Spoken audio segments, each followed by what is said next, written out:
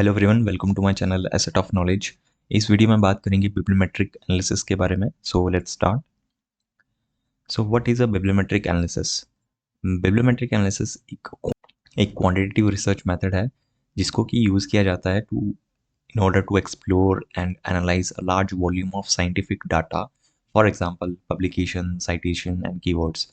So bibliometric analysis हम use करते हैं जब हमें लार्ज अमाउंट ऑफ डेटा से डील करना होता है, लाइक 300-400 रिसर्च पेपर्स आपको उनका डेटा स्टडी करना है, तो आप मैन्युअली तो कर नहीं पाएंगे, वो बहुत डिफ़िकल्ट हो जाएगा।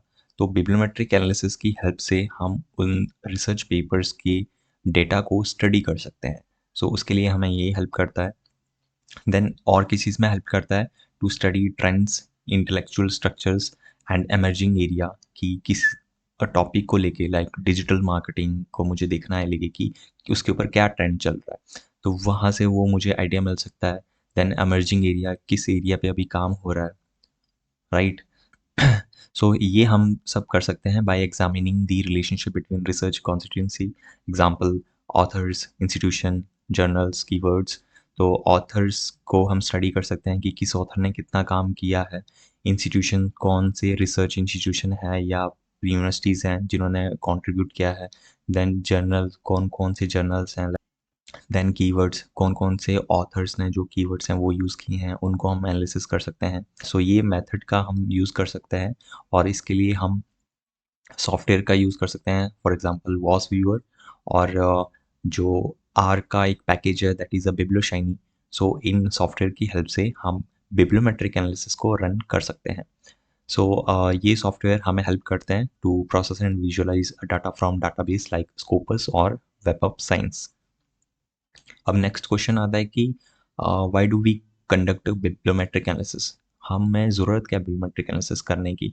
तो पहला जो रीज़न है वो है large amount of data set. जैसे कि आपको मैंने पहली स्लाइड में बताया कि बिब्लियोमेट्रिक हमें हेल्प करता है, लाइक आपके पास 300, 400, 200 रिसर्च पेपर्स हों तो उनके डेटा स्टडी करना it's very difficult task.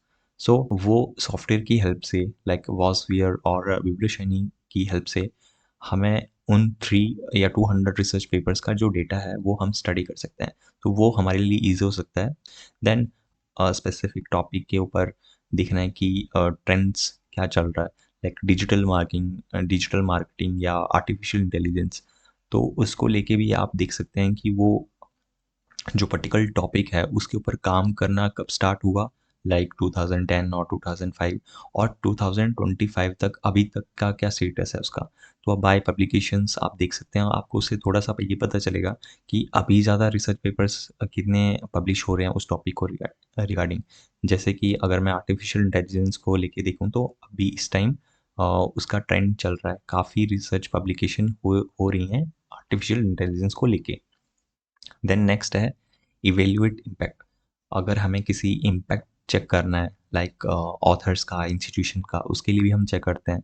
Like अगर मुझे देखना है कि कौन से ऑथर हैं जो कि सबसे ज़्यादा कंट्रीब्यूट किया है किसी फील्ड में, तो वो हम स्टडी कर सकते हैं। वैसे ही किस इंस्टीट्यूशन ने, किसी यूनिवर्सिटी में, किस रिसर्च इंस्टीट्यूट ने किस फील्ड में कितना काम किया है वो हम बिब्लियोमेट्रिक एनालिसिस से पता लगा सकते हैं। वैसे ही जर्नल का भी आप देख सकते हैं। एंड उसके बाद मैप इंटेलेक्चुअल स्ट्रक्चर, जो कि हमें हेल्प करता है to study the research themes, collaboration and foundation works. Then support literature review.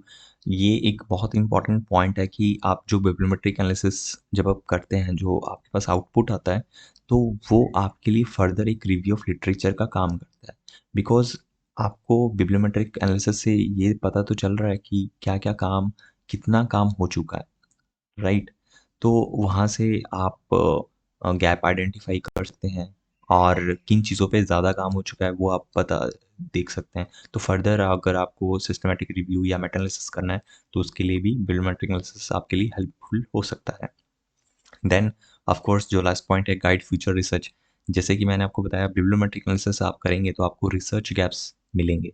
उन रिसर्च गैप्स को आप फ्यूचर में उनको एज अ अपॉर्चुनिटी या एज अ ऑब्जेक्टिव उनको फ्रेम कर सकते हैं। बिकॉज जो पास के रिसर्च गैप्स रहे होंगे तो वो आपको फ्यूचर के लिए हेल्प करेंगे, राइट?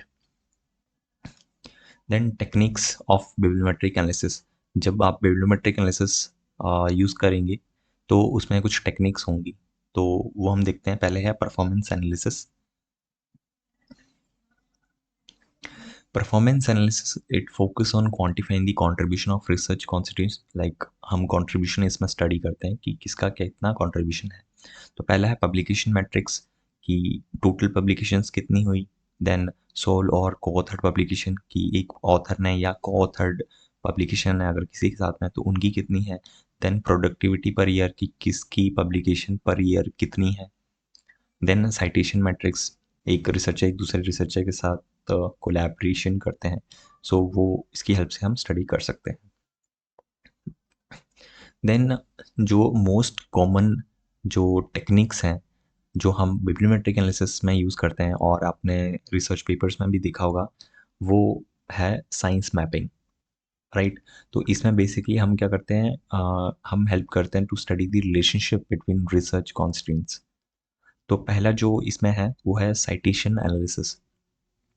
साइटेशन एनालिसिस में हम ये देखते हैं कौन से पेपर को सबसे ज़्यादा साइटेशन मिली है। तो it's basically count the citation. अगर किसी पेपर को 100 200 300 साइटेशन मिली है तो आप उसे एक एक आपको आइडिया मिल जाएगा कि ये एक अच्छा पेपर हो सकता है।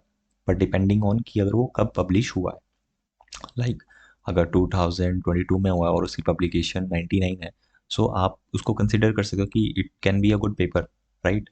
Then co-citation analysis. Co-citation analysis का मतलब ये होता है जब किन्हीं दो पेपर को इकट्ठे साइट किया गया हो।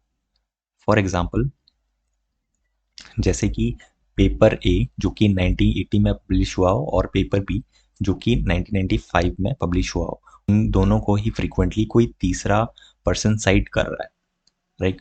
तो इन दोनों को ही इकट्ठे बार बार अगर साइट किया जा रहा है तो इसे हम कहते हैं को साइटेशन एनालिसिस। तो इससे हमें पता चलता है कि नहीं दो पेपरों को बार बार फ्रीक्वेंटली साइट किया जा रहा है, right. They have done some foundational work, right, तभी उनको बार बार साइट किया जा रहा है। Bibliography coupling means links publication sharing common reference highlighting current trends. अब बिब्लियोग्राफी कपलिंग का मतलब मैं आपको बताता हूँ। देखिए, if paper X and paper Y both cite paper Z, it indicating they address similar. For example, अगर मैं और मेरा एक फ्रेंड है, अगर ये दोनों किसी एक पेपर को साइट करें, so that is a bibliographic coupling, कि दो ऑथर्स किसी एक कॉमन रिसर्च पेपर को साइट कर रहे हैं, उसको हम बिब्लियोग्राफिक कपलिंग बोलेंगे, right. Then co-word analysis. Co-word analysis में हम देखते हैं कि को अकरेंस, किन्हीं दो वर्ड का जो अकरेंस हो रहा है वो हम स्टडी करते हैं।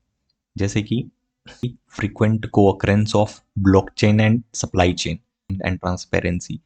तो ये हमें ये थोड़ा आइडिया दे रहा है कि रिसर्च थीम जो है ब्लॉकचेन एप्लीकेशन लॉजिस्टिक के ऊपर है, राइट। तो अगर आपको ब्लॉकचेन और सप्लाई चेन ये वर्ड्स अगर बार बार अकर कर रहे हैं तो इससे आप थोड़ा सा ये आइडिया मिल सकता है आपको कि इस ब्लॉकचेन का सप्लाई चेन में स्टडी किया जा रहा है, राइट। सो को अकरेंस मीन्स कि जो दो वर्ड हैं उनका यूज़ किया जा रहा है, right. Then authorship analysis. Authorship analysis basically हम कोलैबोरेशन नेटवर्क के लिए यूज़ करते हैं कि किन दो ऑथर्स ने या इंस्टीट्यूशन ने सबसे ज़्यादा काम किया है। तो इसमें आपके ऑथर्स भी आ जाते हैं, इंस्टीट्यूशन भी आ जाते हैं और कंट्रीज़ भी आ जाते हैं। सो की टूल्स जो कि हम इसमें यूज़ करते हैं बिब्लियोमेट्रिक के लिए, तो वॉसवियर जो कि आपको मैंने बताया, Biblioshiny Gephi and BibExcel bibliometrix जो कि पैकेज है। बिब्लियो शाइनिंग का मैंने बताया था आपको जो कि आर में यूज़ होता है। ये सब टूल्स हैं जिनके थ्रू हम बिब्लियोमेट्रिक एनालिसिस को रन कर सकते हैं एंड जो डेटाबेस स्कोपस या वेब ऑफ साइंस आपका यूज़ कर सकते हैं। So if you find this video helpful you can like this video and share this video with your friends. So thanks for watching.